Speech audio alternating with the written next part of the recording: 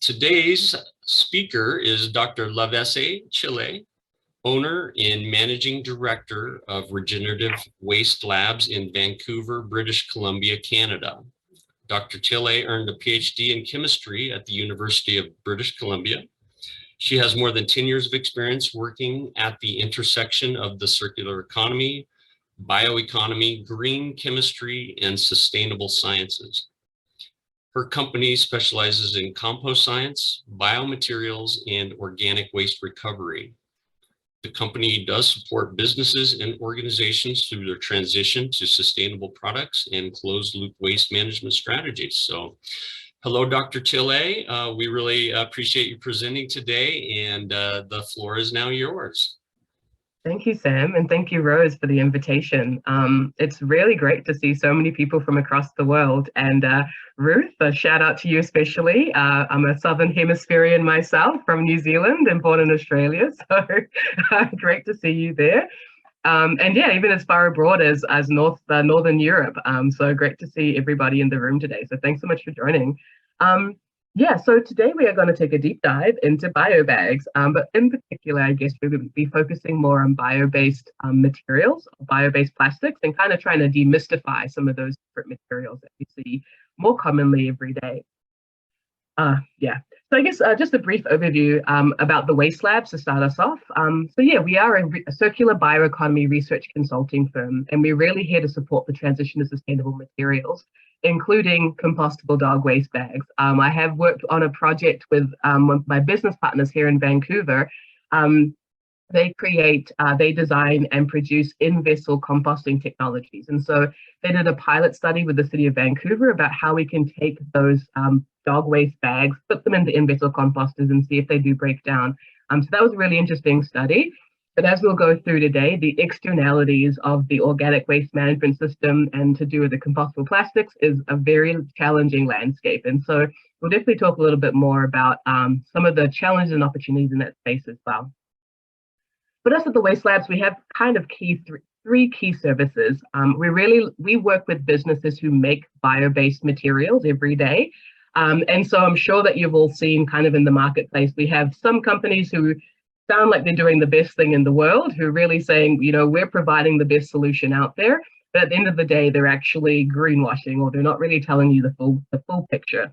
And so a lot of the work that we do is to take those products, put them through the tests that we'll talk about in just a moment, to really understand how they're biodegrading, how they're disintegrating, and if there's any impacts on plant and soil health at the end of their life. So we really do that type of testing to help businesses align with the best practices within the industry that are slowly developing over time. We also provide consultation to businesses, people who might be wanting to procure plant-based or compostable materials, people who want to be determining, you know, who's really telling the truth and trying to navigate people's different sustainability marketing. They really try to understand, you know, are these companies really doing the best that they can?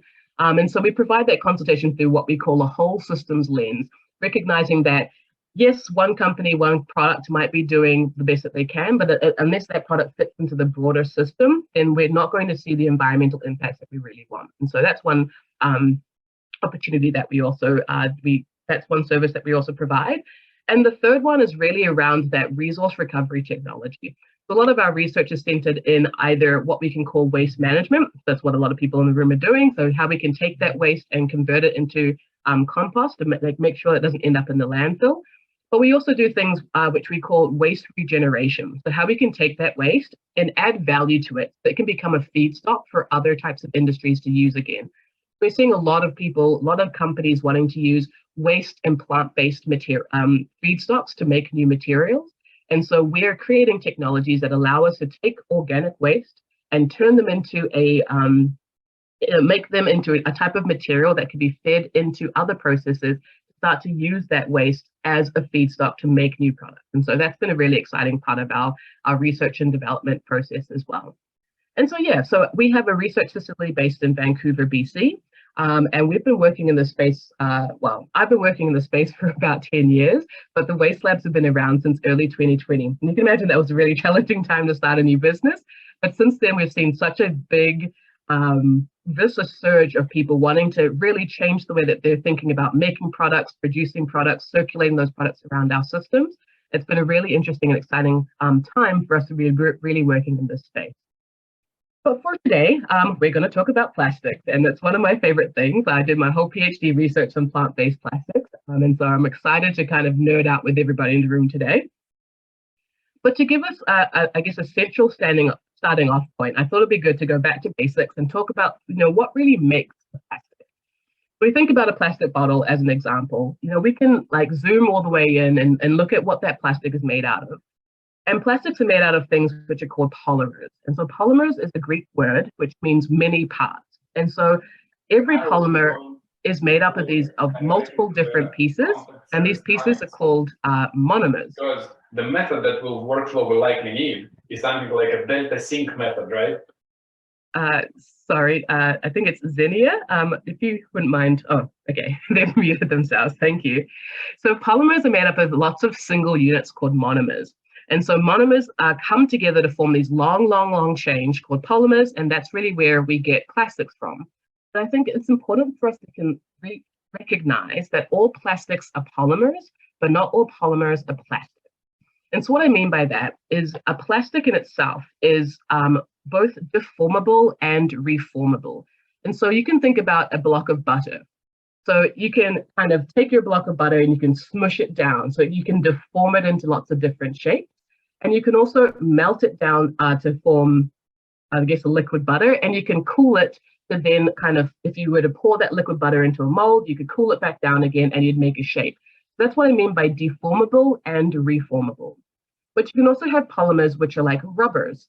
So rubbers are deformable. You can stretch and stretch and stretch them, but you can't reform them. So if you were to heat up your rubber band, you pretty much just burn your rubber band. That would be it. So you can deform it, but you can't reform it.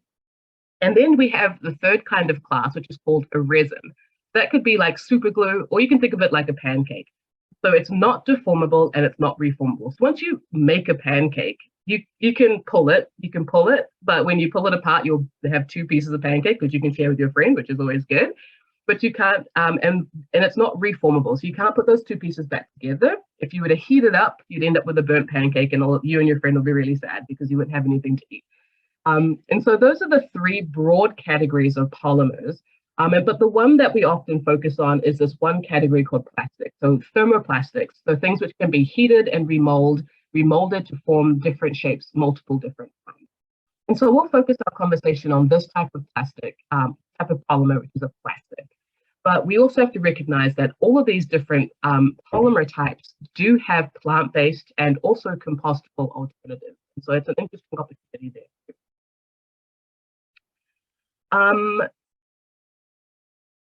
Get my slides going. Okay, so when we think about plastics, plastics are really complex. And today we have policymakers who are really focused on one single type of plastic, which is single-use products. So single-use products have come out into our culture really because of this fast-paced lifestyle that we have, where we have to have convenience, we have to have everything really quickly happening. Let's get single-use products and packaging because, that's what's going to make our lives easier. And so these products are usually are often in contact with food and other organic matter, which often makes the separation of the plastic and the organic matter themselves quite difficult. But it's important to also think about when we're thinking about plastics strategies as we move forward, when we're thinking about trying to transition to more sustainable plastics, that we also have short-term use plastics, so things which come in contact with liquids, gels, and powders. That might be like your shampoo bottle. It could even be like your container of tomato sauce or ketchup that you have inside of your fridge. Like those are more short-use items. We also have things like consumer products, like your hangers, like pretty much everything that in your house that you interact with, like even these kind of reusable containers, I think like are still plastic of some sort. And then we also have our engineering plastics, so more highly durable, made for specific applications. So you can think about the laptops or the cell phones that you're joining this call, joining this call on today. These are much more kind of high tech. They usually have high temperature. They need to have be high temperature formed and things like that. But for today, we'll focus on the single-use plastics and packaging because that's really where compostable plastics are currently really finding the biggest opportunity to transition from from less sustainable conventional plastics to more sustainable compostable and plant-based. Okay, so I think one of the biggest questions that that comes across when we think about compostables and plant-based materials is what does it mean? What does it exist? What do these terminologies really mean? So one of the challenges are, so when we're thinking about sustainable plastic, we can think about the beginning of life. So how these products, these products are made from. The products can either be bio-based or they can be fossil-based. But we also need to think about where these products go at the end of their life. They can either be recyclable or they can be biodegradable. And so I just want to take a brief moment to kind of to demystify some of this terminology that we use that comes across that people are using all the time. Because at the end of the day, when we use the term bioplastic, we're actually referring to 1, 2, 3 of these different potential categories. And that's really where a lot of the confusion comes across. And so what I wanted to highlight was that when we look thinking about bio-based, so bio-based is really talking about the origin of the plastic, so where that plastic is coming from. And so bio-based materials are ideally made from renewable resources. So these could be dedicated crops like corn, rice, and wheat, or it can come from sustainable forestry. So there are some criticisms of using these primary feedstocks to make plant-based materials. Obviously, a lot of the world's population are consuming rice, wheat, and corn, and so we don't really want to be utilizing food plants to actually make plastic. And that's where a secondary opportunity comes in, where we can use agricultural or fisheries waste or municipal or industrial organic waste as feedstocks for our bio-based plastic. And so a few examples, at least from North America, there's lots and lots of people, well, not lots, there's one company that I know of, and there's quite a few actually, who are making a plastic called PHA. So that's polyhydroxyalkanoates. There's no need to know all the chemical terms. But PHAs, there's a company in Toronto in Canada actually, which takes municipal organic solid waste, feeds it to some engineered microbes, and those microbes actually produce this plastic that they can then use and sell to people, which is really pretty cool innovation.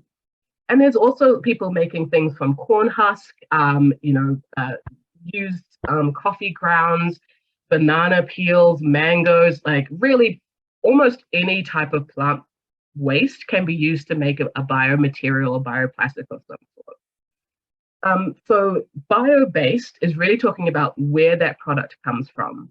And so there are certifications for bio-based materials. And so the USDA has a certification, and this certification has 3 categories. It has like less than 40% bio-based, 40 to 80% bio-based, and then 80 plus bio-based, so almost 80 to 100% bio-based. And so products can be partially bio-based. You can mix for example, a plant fiber with a conventional plastic to make a composite material that is partially plant-based.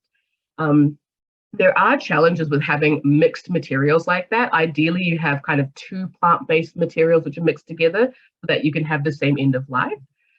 But if you may have seen, like when you've looked at Coca-Cola bottles, for example, they have this plant-based bottle that they talk about. But that plant-based bottle is actually only 30% plant-based. And so generally soda bottles, they're made from a plastic called PET or polyethylene terephthalate, which is kind of 2 different compounds. So one of them is a polyethylene and the other one is a terephthalate group. The polyethylene can be made from sugarcane, and Brazil is actually the largest producer of bio-based polyethylene, but the terephthalate group is actually not able to be bio-based. Well, there is one company which is trying to make the terephthalate group from, I think it's beet sugar, but it's not widely available. And so so when you see like a plant-based bottle, it's you should really look at the fine print to see if it is actually 100% plant-based or if it's only 30% plant-based, because your bio-based PET is actually not 100% bio-based. So that's just an interesting aside and a caveat to some of this as well. On the other side of that equation is biodegradable. So biodegradable really is talking about the breakdown of the plastic. So what happens at the end of the life? And so you can have a fossil-based plastic, which is biodegradable, and you can have a bio-based plastic, which is not biodegradable. And so one of the challenges is when we use these two terms like interchangeably, it really confuses and muddies the whole situation. So biodegradable really means it can be degraded by microorganisms. But you can imagine, our human bodies can also be degraded by microorganisms. It just really depends on the time frame that you allow those microbes to consume your product. So technically your polyethylene is biodegradable. It will just take 1,000 years for that to happen. So it's also, when we come to industry best practices, it's really best to avoid the term biodegradable as a whole, because it's kind of a nothing term. It doesn't really tell us very much about what's going on. And so we really encourage people to look for certified compostable products, because certified compostable products have been certified to break down in composting conditions within a very specific time frame. And we'll talk about those certificates, those standards in just a moment. So it's also important to consider that there are no partially biodegradable products. It's all or nothing. If it doesn't biodegrade by 90% after a certain amount of time, then it's not biodegradable. And that's really just that's the be all and end all of it. So it's important. So just main take homes, bio-based is talking about the origin of the plastic, biodegradable, talking about the breakdown. You can have partially bio-based products, but you cannot have partially biodegradable products. And so when we're thinking about how products actually biodegrade, every product on this, everything on this planet biodegrades through three main steps of degradation. So that first goes through physical degradation, where the components of the product or the material physically break down into small pieces. The second stage is chemical degradation, where things like heat, water, and other elements break down the material into its individual chemical chains. If it's a polymer, into its polymeric chains, and if it's other types of food waste, for example, into its different proteins and kind of macromolecules that make up the actual structure of that material. Then the third step is biodegradation. So materials, products have to be a certain size, less than 5 millimeters in size to be precise, before biodegradation can actually happen. You have to go through physical and chemical degradation to make sure that the pieces are small enough for microbes to start to penetrate into the center of those pieces and start doing the enzymatic degradation to actually allow that to happen. And so the difference between food waste and compostable plastics is that food waste has the moisture, it has all the nitrogen, it has everything it needs to break down and to go through those three steps pretty much simultaneously. Whereas for compostable plastics, because compostable plastics are made to be durable, so they're often made from only carbon, they don't have any nitrogen in there. And we have a lot of composters in the room, I'm sure, who know that you need to have a certain nitrogen to carbon ratio to actually make sure that the microbes want to consume that material. The compostable plastics are mostly carbon, and so they have to go through physical degradation, like you have to grind them up or do some sort of physical work to actually get them to break down physically. Then the water and the heat molecules will break them down, and then finally that's when the microbes could actually come and start to do their work to consume that material and and what's left over is water, CO2, and what's called humus. So it's kind of like what makes up a soil matrix. And so if we take a step back and think about our polymer chains, so I have here in green what could be, hand-wavingly called a biodegradable or compostable polymer. And you can kind of see, I was trying to visually kind of distinguish this, but these Lego pieces are only held together by these two little bits at the end. So they're very kind of weakly held together. And so these weaker links can be broken by heat and water. It doesn't take much for them to come apart, but you do need to give them the appropriate conditions of heat and water to get them to break apart. And so, as I mentioned, we need that physical degradation, and that physical degradation does form microplastic. And that's just a natural step in the progression of how things break down. But the difference between conventional plastics, of biodegradable plastics and conventional plastics, is that those microplastics are now in the size where microorganisms can actually start to consume them. The difference is with conventional plastics, you can see here that the connections between those links are much, much sturdier. And so those links are really only broken by things like peroxides, so things which are use electron chemistry to kind of break apart those chains. And they form microplastics which persist for a long time in the environment because those polymer chains are so rigidly and so very much stuck together. And so that's the main chemical difference between biodegradable plastics and conventional ones. It's just that the way that those monomer building blocks are held together, one are relatively loose and thick and agile, and the others are tight and they're really held together quite strongly. And so when we go back to our material landscape, we see that there's quite a few different materials that kind of fall into this broader umbrella. We can look up here and we can see our bio-based recyclable. Paper falls into this umbrella because it's bio-based and it can be recycled. We also have bio-based polyethylene, polypropylene, bio-PET, and so I have an asterisk here because we know now that it's not 100% bio-based. And I also have PLA, which is polylactic acid. And so PLA can be recycled. The problem is that we don't have the market share of that material for the economics of that recycling to actually be a positive. So it's more costly to recycle PLA now because there's not very much of it circulating our systems than if we had a larger amount of it actually in our systems. That's an interesting kind of proviso there. On this slide, we have our recyclable fossil-based plastics. These are the conventional ones. I have glass and metal kind of here in the middle because they're not technically, they are technically bio-based. It's kind of hard to put them into one of these specific plastic categories. We also have up here our bio-based biodegradables and a few kind of well-known ones. We have, once again, paper. We have PLA, which can be composted if we give it the right conditions. We also have starch polyester blends, which are a mixture of the starch and your bio-based plastics. And also cellulose. Cellulose is kind of one of the oldest bio-based biodegradable plastics that we've been using in our system. And then on the bottom right-hand side, we then have our biodegradable fossil-based plastics. And so we have things like PBAT, PBS, and polyvinyl alcohol. So once again, the chemical structure are relatively looser than the conventional plastics, but they do come from fossil-based resources. So that's just an important proviso when we're thinking about it. So as I've mentioned, all three of these categories will fall into the broader umbrella of bioplastic, but it's really important for us to delineate and say, is it bio-based? Is it bio-based biodegradable, or is it just biodegradable? And making sure that we're making decisions, or we're just being very conscious and aware of which one of these three categories we're really we're looking for.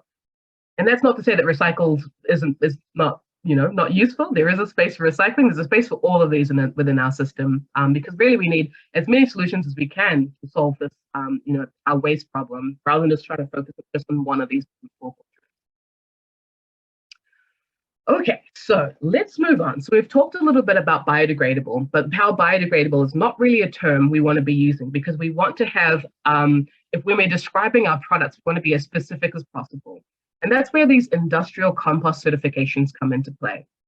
So I just want to take a quick moment to talk about the difference between a standardized test method and a certification. So a standardized test method is a general method that's designed to yield reproducible and repeatable results. So, if we have myself here in Vancouver and Rose, I'm not even sure where you are in the world, Rose, but where you are, if each of us in our different parts around the world are doing one test in different ways, and we can't compare those results. And so what we want to do is make a standard method, so every single one of us is going to get the same results when we do that test. And that's really what the standard test methods are.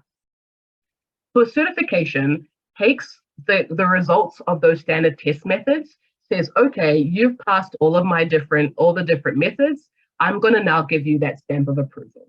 And so the certification is kind of a level on top of the standard test method that allows us as consumers to know which products have actually passed all the different methods that they need to. And so we'll talk about the industrial compost certification in just a moment, but I just wanted to highlight that there are test methods which do not have an associated certification, at least in North America. It's different in Europe, and it's also different in Australasia, where they do have home compostability certifications and soil degradation. So I'll show you some of the certification bodies in the next slide. So we do have a standard test method for soil, anaerobic, and home compostability. So there are standardized test methods for those three environments. But when we're thinking about industrial compostable materials, in North America at least, we're looking at the ASTM D6400 test method. And so within this test method, there are three core components. It's actually four, but I didn't have space on my slide to put all four. So that is disintegration. So we have to, the product needs to disintegrate by 90% within 12 weeks. There's also biodegradation. So we have to see 90% biodegradation within 26 weeks. We have to ensure that products have to be tested for heavy metal and fluorinated chemicals. And they also have to have no plant toxicity. And in Australasia, they have to have no soil invertebrate toxicity as well. So those are the four key characteristics of a certified compostable material. And so once these standard test methods have been passed, they then get fed, those results then go to the certifying body and they can be stamped with the approval to say this is a certified compostable material. So here are some of the certification bodies. So this one is from BPI, the Biodegradable Products Institute in North America, in the US. And this one here is from Canada. Though the Canadian certification isn't used so much because most Canadian companies are selling into the US market. And so we'll be using this, the BPI logo here. So this is the DIN CERTO certification. So DIN CERTO is a German certification body, and BPI Works is actually pretty much just the US subsidiary for DIN CERTO. So there is international harmonization for some of these standards as well. This is the Seedlings logo, so another European standard to showcase that biodegradation. So TUV Austria is the certifying body which does home, soil, marine, freshwater, industrial composting. So if you're looking for a product which has biodegradation certifications outside of just industrial composting, you want to look for TUV Austria logos. So where it says industrial here, it can change to be soil, it can be marine. They have a lot of different certification programs. So these are the primary certification bodies that you want to be looking for. And I apologize for the Southern Hemispherians in the room. I don't have the logos for the Australian certification bodies, but you can go to the APA, which is the Australian Plastics Association, I believe, and they're the certifying body in Australia. So the APA. I'll try to drop a link in the chat for you, Rose. You can share that with everybody on the call. But there are limitations to the industrial certification. So the first limitation is that it's really a pass-fail. There's no way to determine which products were like, this product broke down in 12 days in my composting pile. That's amazing. There's no way to compare a quickly degrading material to a slowly degrading one which could take, for example, 15 days and one which takes 90 days are all lumped in together. And so that's a real limitation when you're wanting to kind of choose the best product for your application. Within at least the bioproducts, the BPI in North America, compostable products are defined as those which divert food waste and not organic waste from the landfill. And so this focus on food waste, obviously there's like a lot of a push in North America to minimize food waste to ensure it doesn't end up in the landfill. But we also need to have a broader perspective because everyone on this call knows dog and animal waste, diaper waste, sanitary waste, all of those are diverting organics from the landfill. And so it's really important for these bodies to be taking that step back and really understanding like we need to divert not just food, but all of these organics from the landfill. And so that's a real limitation for businesses who are wanting to make dog waste bags, for example, but they're just not able to get their certification. And that's a real challenge for them. But they should still be able to do the standardized tests, even if they can't get certified. So if you are wanting to procure the appropriate types of bags, make sure that you're looking for those standard test methods. So if the company is doing them, they should be reporting them and talking about them. So you can definitely check back on the standard test methods. And so as I said, the certification is only available to food service items, food packaging, and yard waste products at the moment. And municipal organics collection programs often only accept BPI certified products. And so we have this real gap where it's okay, it's like some products can get certified, but others can't. And then the municipalities now won't accept those other products. And so we have this space where hygiene and sanitary products just don't fit into that category and therefore are now being excluded from composting, from being accepted into compost operations. This is a real challenge.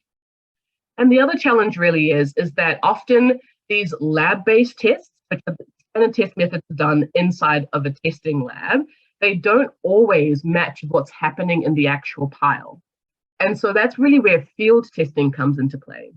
And so field testing is where they take products and put them into large-scale composting operations to ensure that the products actually break down when they enter real-world facilities. And so one of the leading, I guess, the leading programs in North America, at least, is the Composter Approved program. And that's run by the Compost Manufacturing Alliance.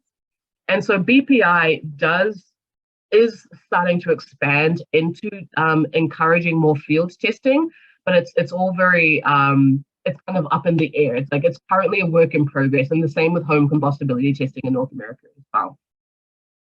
And so, yeah, so one of the other limitations of getting field testing done is that if your product is going to enter into this field testing program, it has to be BPI certified. And so we then come back down to the fact that if sanitary and hygiene products can't be BPI certified, then they won't be able to be field tested. And therefore, once again, we're reaching this challenge where we're not actually able to see really good products entering the marketplace because they cannot reach these certification standards. And that's a real limitation.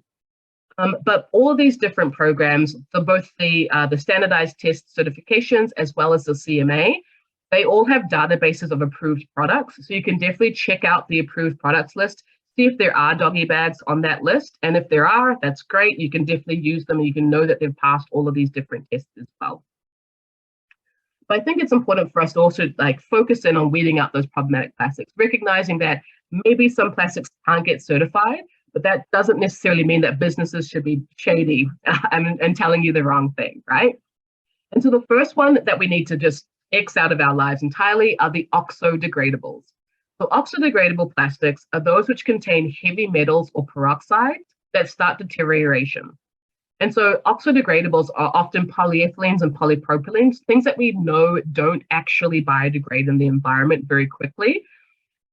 Businesses or some companies have been adding these additives into the plastic, which accelerates their deterioration. But the problem is they end up just forming microplastics, and those microplastics persist in our environment, and they have an associated huge environmental impact because conventional plastics are what we call oleophilic. So they're oil loving. They love, they just attach any type of oily, greasy material to their surface. And a lot of the toxins that we have in our environment are also very oily. And so when we have microplastics kind of circulating in our ecosystems, they pick up all of these toxins and they just bind them to their surface, and they concentrate them to the surface of the microplastics, and then they just move throughout the system with all those toxins. And so that really ends up being quite a significant environmental issue. And that's where oxodegradables have just kind of exacerbated that microplastic problem.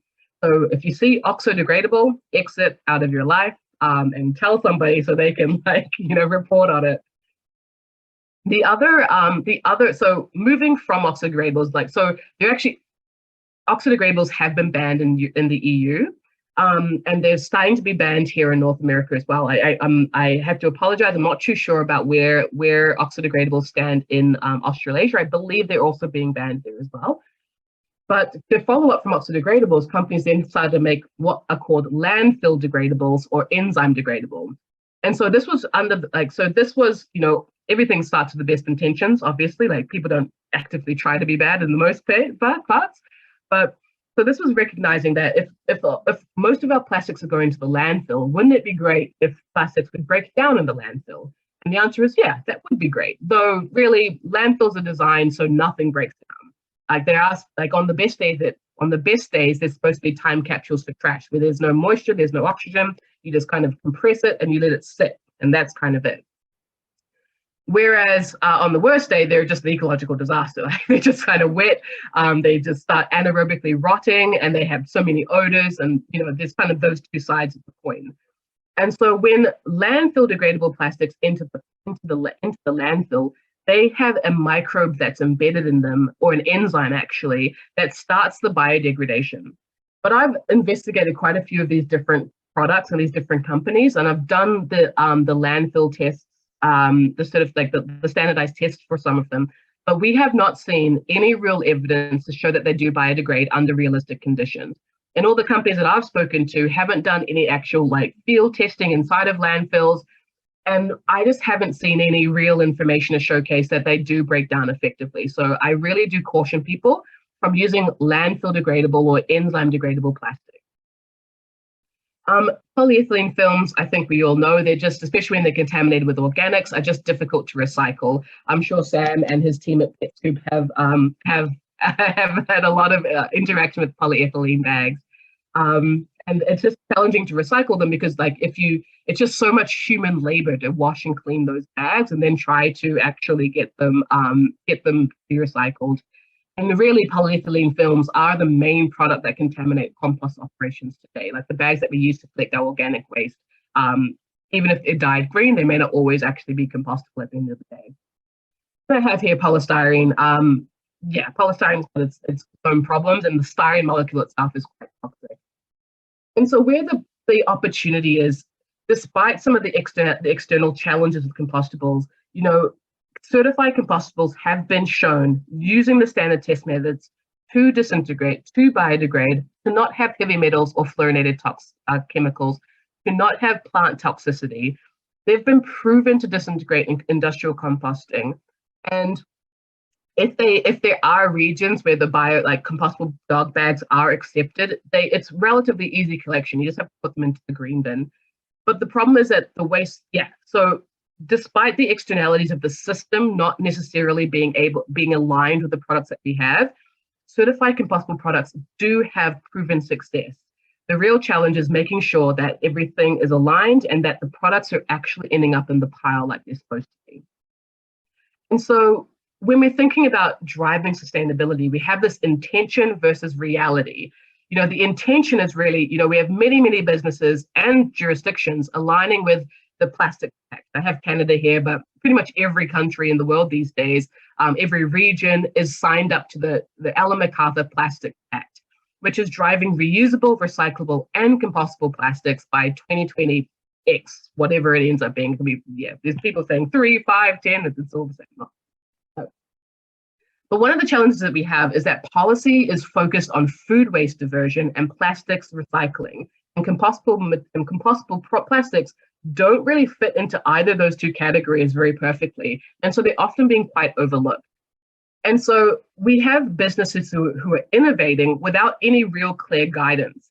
And so that's led to customer confusion and compostables entering all of the landfill stream, the compost stream, and the recycling stream, but all of them are being kind of diverted and directed to disposal. And one of the biggest challenges is that we have this misalignment regarding compostable products. The goal of composting and anaerobic digestion facilities is not necessarily to manage plastic waste. It's to manage food and green waste. That's kind of the main goal.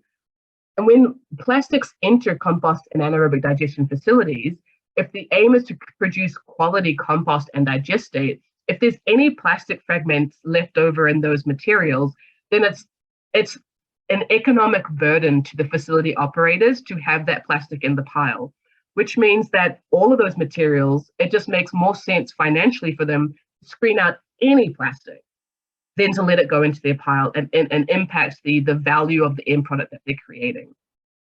And so a facility's management of unwanted materials will dictate the facility's journey through the compostable space.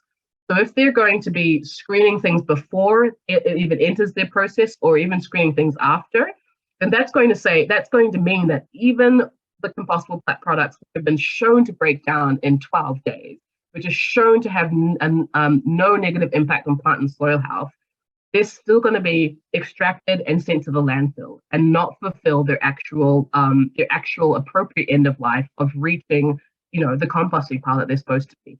And that's a real challenge. It's just that misalignment of values within the system. So the real question is, what do we need to move forward? And so one thing, we need to expand. I have here provincial, but we have, just jurisdictional incentives for compost facility development. So often across the world, we just don't have enough compost facilities to start off with. But also, if we're able to provide incentives, and I think the Enviro Waste Network is an amazing kind of, organizational combination of businesses and individuals who are wanting to push these issues forward by being able to provide to to work with regional policymakers to find ways to provide incentives to upgrade compost facilities and to ensure that these compostable products with the food and organic waste actually do get converted into compost like they're supposed to be. We also need clear guidance for producers, because producers are just I try to sit in the middle. I'm always on the fence. I don't try to take too many sides. I see everybody trying to do their best. Everybody across the entire value chain is wanting to be as sustainable as possible.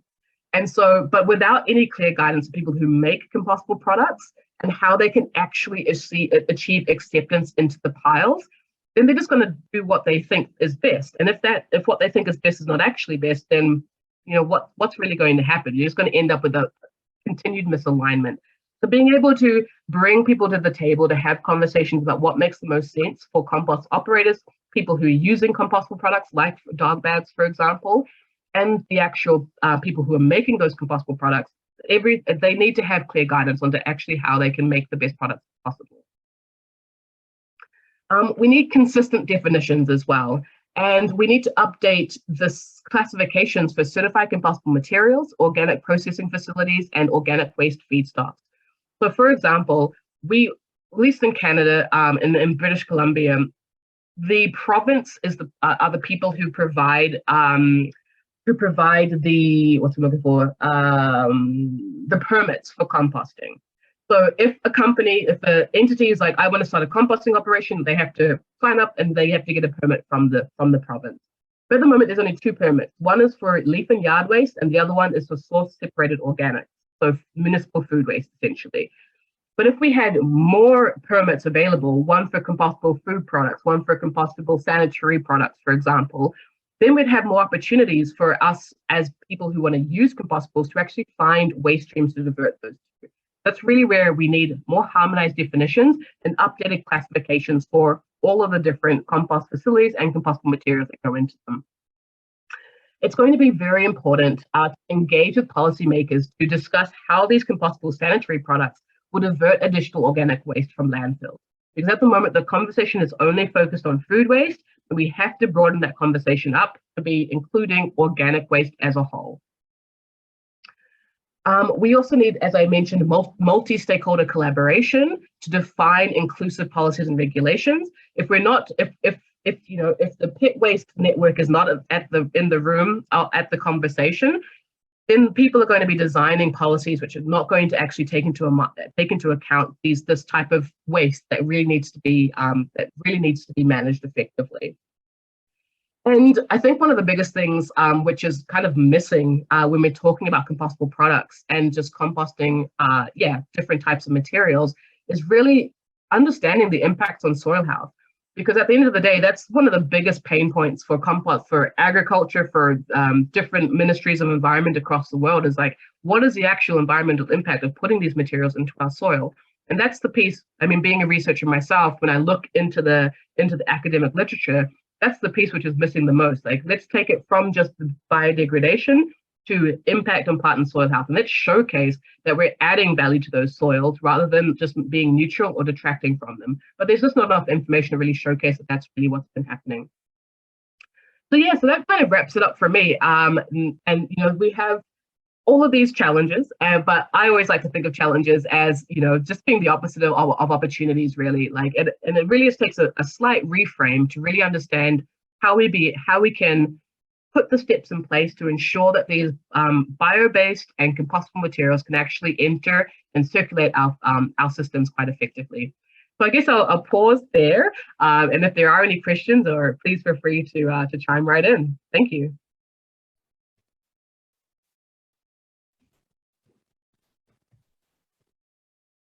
I've got a question I'd like to ask. Can you hear me okay? Yeah, I can, Ruth. Please go ahead. So, absolutely fascinating, and I really love the clear way that you provided all that information.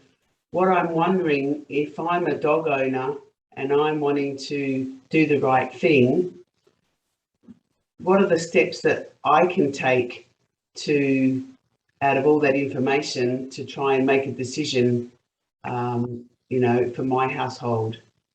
Yeah, that's a fantastic question. And I think I mean, one of the biggest challenges that we have, I guess, as myself as a researcher and us all, is that every jurisdiction is different. And I'm sure like you have different municipalities within your region of Australia. And you go from one municipality to the other, and the waste management regulations are entirely different. And that's a real challenge because we don't have that harmonization across a region, let alone across the country and across the across the globe.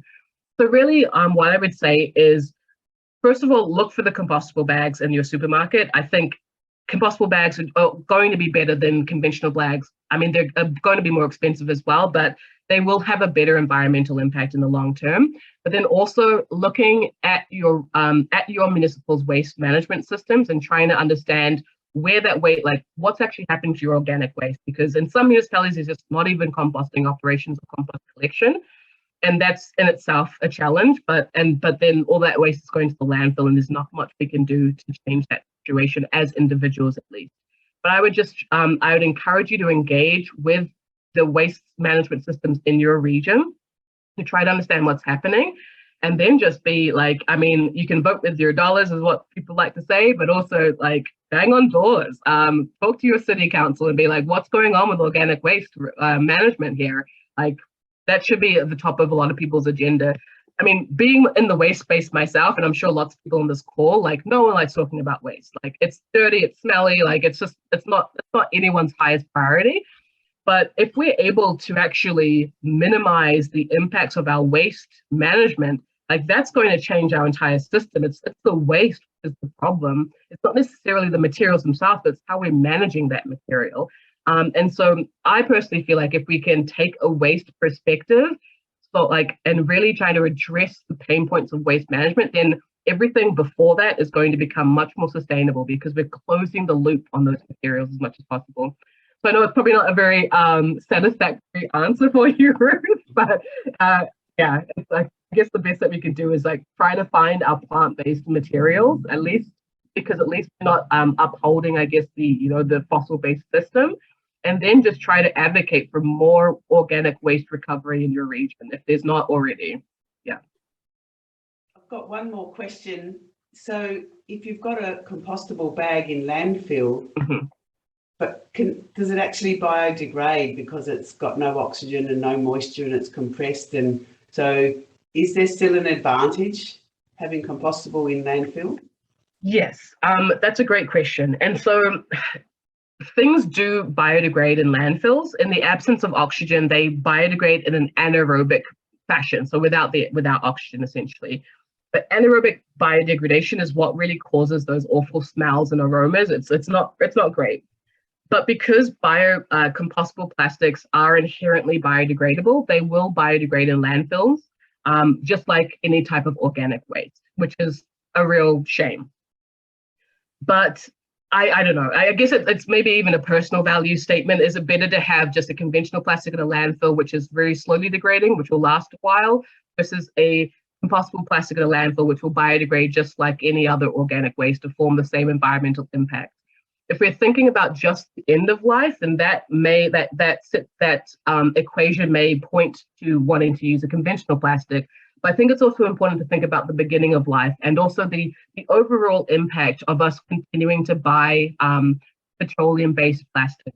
If we are able to start to focus on that beginning of life piece, starting to use plant and waste-based materials, then that's going to start to build that industry, that economy of looking at the more people who want to actually utilize plant and waste-based materials, the more that industry is going to grow and will be able to transition from having primarily fossil-based materials to primarily plant and waste-based materials.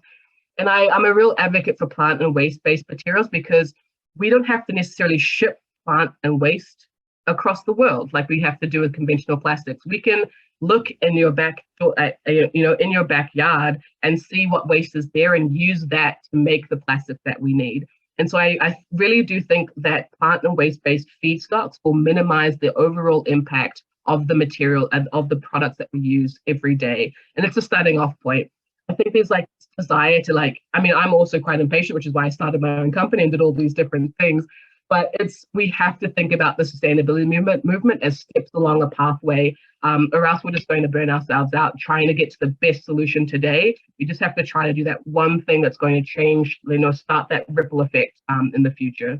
So once again, not a satisfactory answer, but yeah. Thank you. Thank you, Ruth. Ben, I see that you had a question.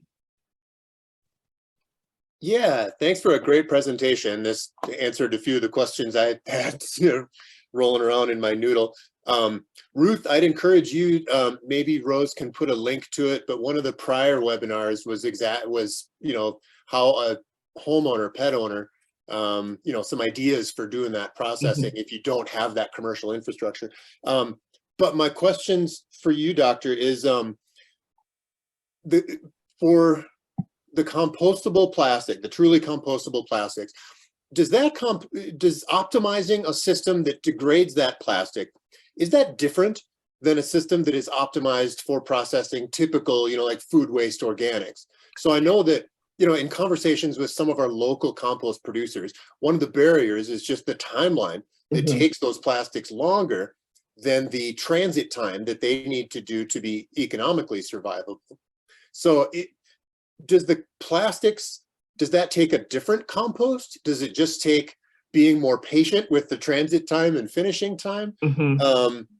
Does that question kind of make sense? It does, and it's a great question, Ben. Thank you so much for asking it.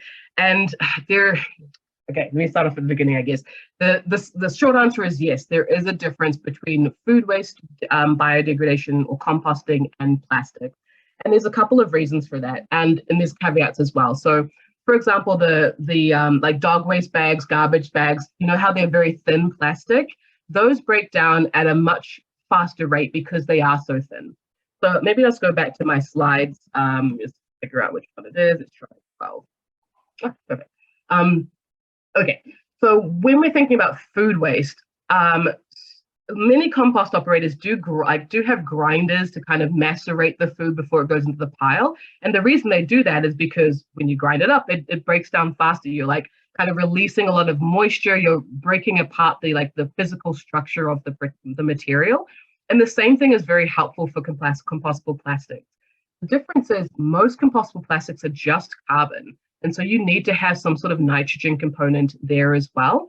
And the other difference is that you can imagine like a rigid plastic, kind of like this container. Even if you grind it up, those plastic, it's still very dense.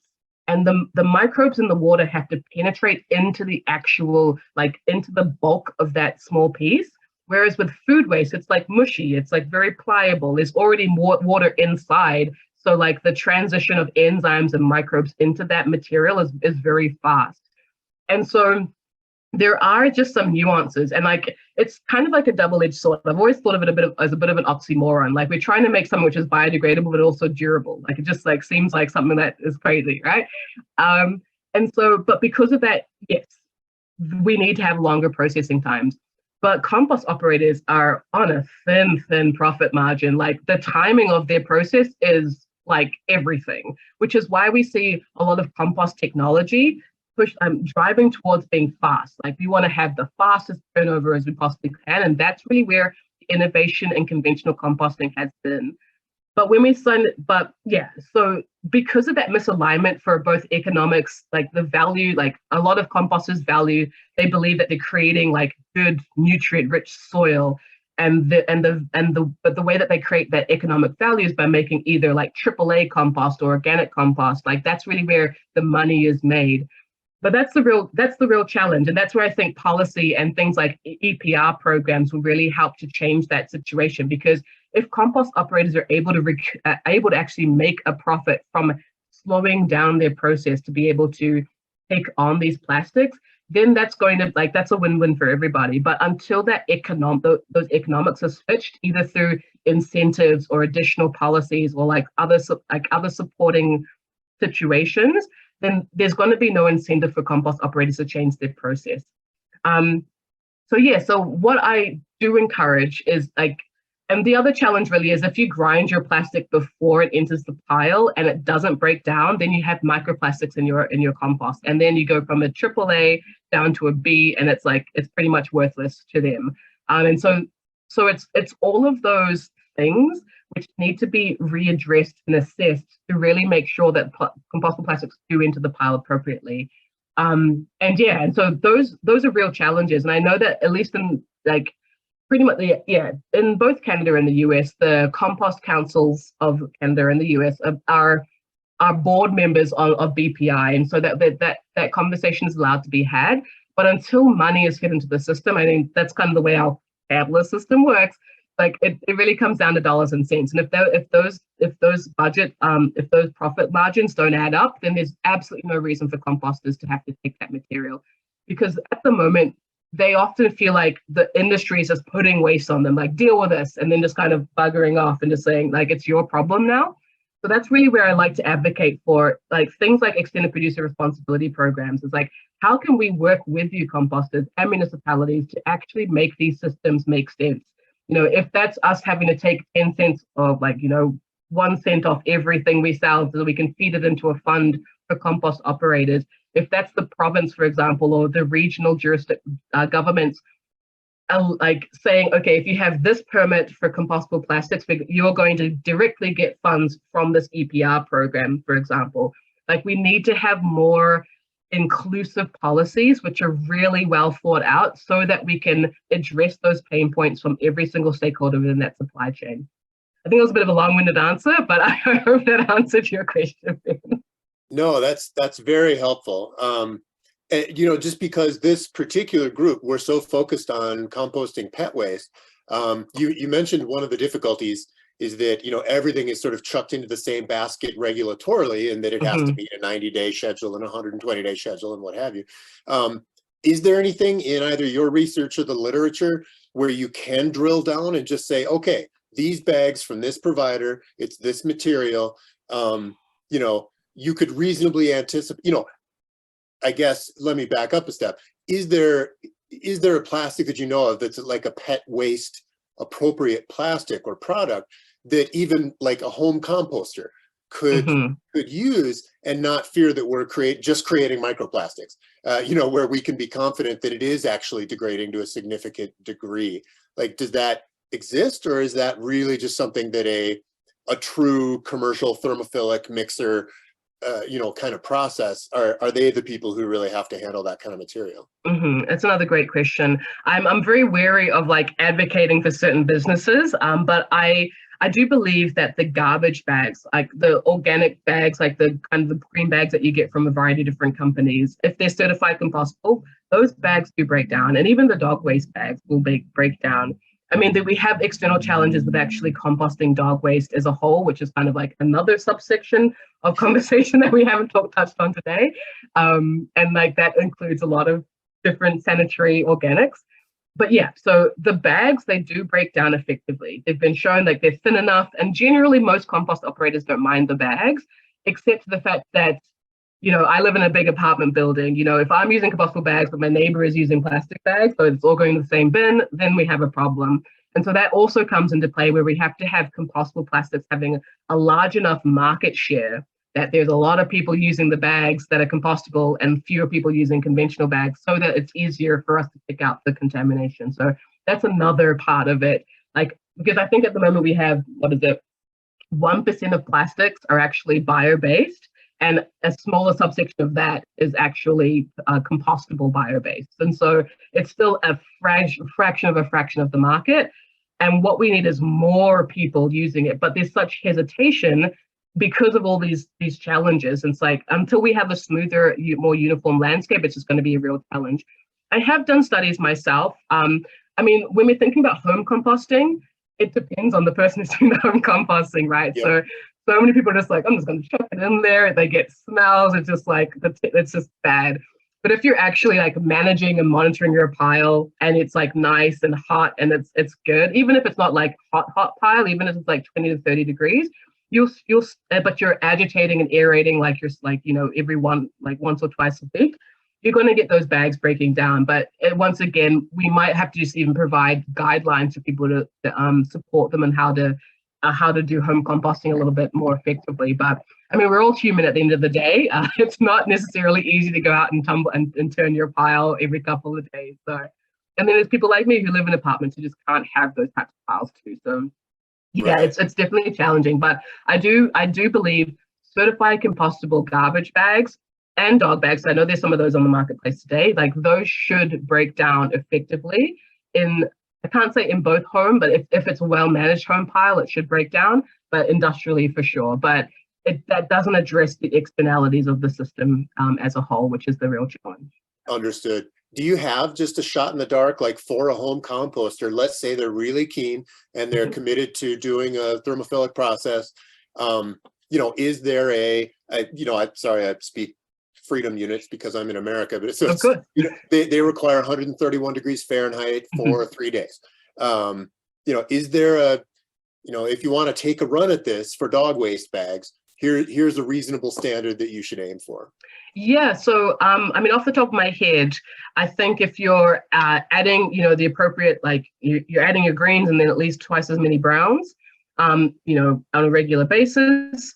If you're turning your pile so that you are making sure that things are properly mixed in, I would say a bag would take between 1 and 3 months to break down in a home composting pile. At least that's what I've seen in some of my studies. Yeah. Cool. But you do have to be pretty onto it. Understood. Yeah. I compost the waste of several households in our area, but it's just food scrap waste, so the pet waste, I don't want to integrate into that because yeah, you have to be dealing with it, that we use in our gardens and what Yeah. have you. But if developing a separate stream for like ornamentals or something like that, it'd be something I'd be interested in experimenting with. So this has been very helpful. Of course, I'm so glad. I mean, for me, I'm a real because I mean the technology that we develop in our research lab is in vessel technology, and it's relative. Like we have a varying size range, and I do see opportunities with in vessel because you can like keep the right temperature and agitation and moisture in that vessel. Obviously, there's the externalities of the energy and all of the cost and all of these different things, but I do see an opportunity on like let's just kind of think a little bit more broadly about how we're going to manage our organics piles and see what opportunities do exist. So yeah, but please feel free to, if you want to touch base and keep chatting about compostables, I'll be happy to. Ruth, we're a little bit over time, but if there's any more questions, I'm happy to answer maybe one more question and we can dive right in. Okay, I have a question.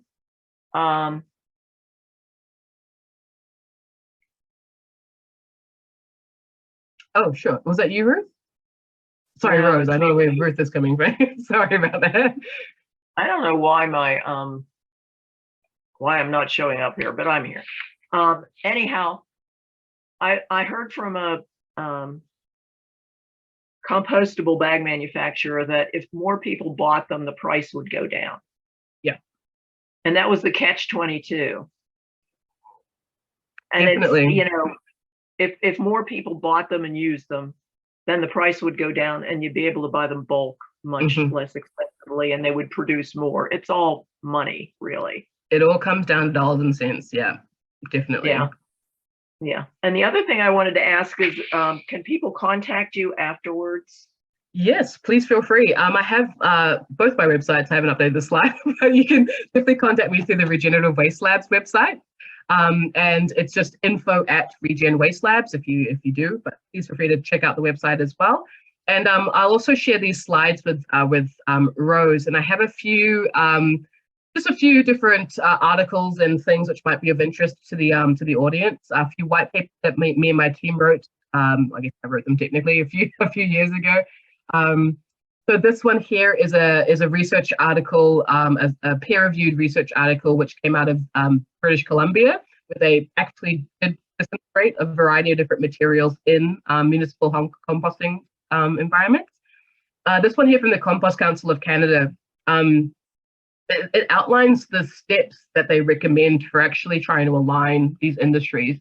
I get a bit frustrated because we have so many reports like this saying like, this is what we need to do, but no one seems to pick up on them, which is a bit of a shame. This one here is a field study, which was commissioned by the Compost Manufacturing Alliance to showcase that food service packaging does actually is a good feedstock for composting. And this final one here is, so I guess if it's a guide for compost manufacturers if they want to accept compostable products. So as Ben was kind of saying, if it aligns with their processing temperatures and times, which products they might be willing to accept. So I'll definitely share those links with Rose after this conversation today as well. Okay. Thanks so much, Dr. Chile.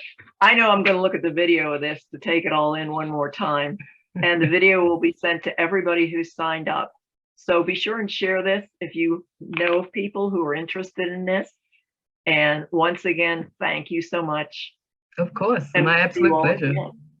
Thank you all for being so engaged. I really appreciate it. Have a great rest of the day, everyone. Bye-bye. Bye.